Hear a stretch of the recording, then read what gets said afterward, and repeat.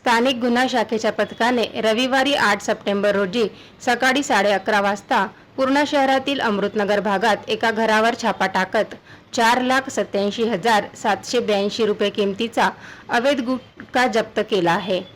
या प्रकरणी पूर्णा पोलीस ठाण्यात गुन्हा दाखल करण्यात आला आहे। पोलीस अधीक्षक रवींद्रसिंह परदेशी यांच्या मार्गदर्शनाखाली अप्पर पोलीस अधीक्षक यशवंत काळे यांच्या नेतृत्वाने स्थानीय गुन्हा शाखेचे पोलीस निरीक्षक अशोक घोरबांड, पोलीस उपनिरीक्षक चंदन सिंह परिहार, पोलीस अंमलदार रंगनाथ दुधाटे, सचिन भदरगे, जयश्री आवाड, सिद्धेश्वर चाटे, हनुमान ढगे, दिलीप नीलपत्रेवार, परसराम गायकवाड, नामदेव डुबे, राम पोड यांच्या पथकाने कारवाई केली। पोलिसांचे पथक अवैध धंद्याची माहिती काढत गस्त घालत होते। या पथकाला अमृतनगर भागातील एका घरात गुटखा असल्याची माहिती मिळाली।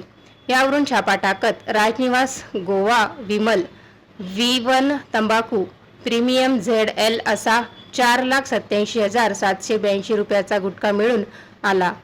पोलीस उपनिरीक्षक चंदन सिंह परिहार यांच्या फिर्यादीवरून पवनकुमार मोदानी, सय्यद हुसेन या दोघांवर पूर्णा पोलीस ठाण्यात गुन्हा दाखल करण्यात आला आहे। तपास सहाय्यक पोलीस निरीक्षक सोमनाथ शिंदे करत आहेत। ठळक घडामोडींसाठी देशोन्नती न्यूज चॅनलला सबस्क्राइब करा आणि बेल आयकॉन प्रेस करा। मुंबई, पुणे, नागपूर, मराठवाडा असो का विदर्भ, राजकीय, सामाजिक, शैक्षणिक क्षेत्र असो का क्रीडा, सर्वच घडामोडीचे विश्लेषण पाहायला विसरू नका। फक्त देशोन्नती न्यूजवर।